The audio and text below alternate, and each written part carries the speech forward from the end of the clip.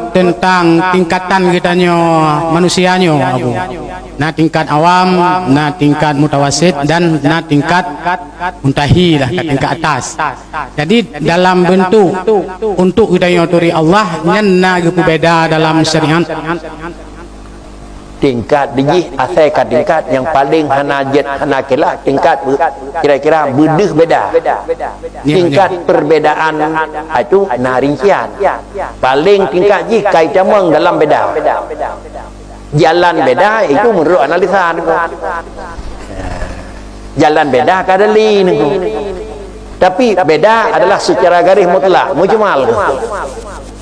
Mujmal kaum wadan Allah Taala hanasana Allah Taala ngena alam na gedanyo payah pena na Allah Taala hana payah pena na gedanyo begadai hana na Allah hana payah gadah hana kabeh kiban cara hana gadah yo hana mesti niku hana mesti kesahiman munyo mesti bakri untuk lebih licis dan lebih betul iman nak beda kan karena dalam etiket marifah dia pegat mentang memada dengan ijmal hana mesti dengan tafsir.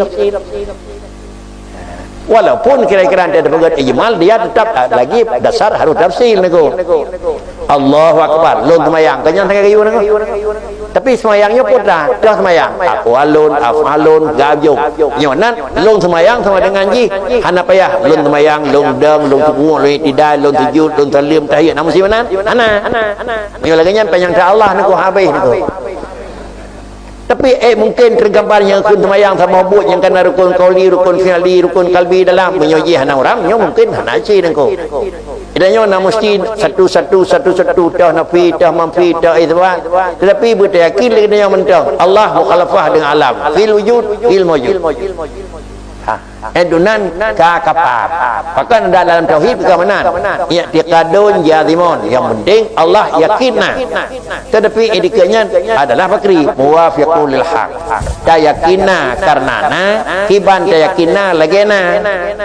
Munyo dunan sangken mangada murna na Tuhan na. Bahkan yakinna karenana kiban yakinna lagena. Kiban nanya na ba Allah, nanya na ba Allah karena hana payah pena sama dengan hana gadahana. Nanya na bagadanya payah pegadahana sama dengan payah pena mangkiban Allah yang kahana lihana jangan yang lihana roh tajun. Berarti tingkat laginya mentang pengakuan kitanya yang kasah kitanya kasah tauhid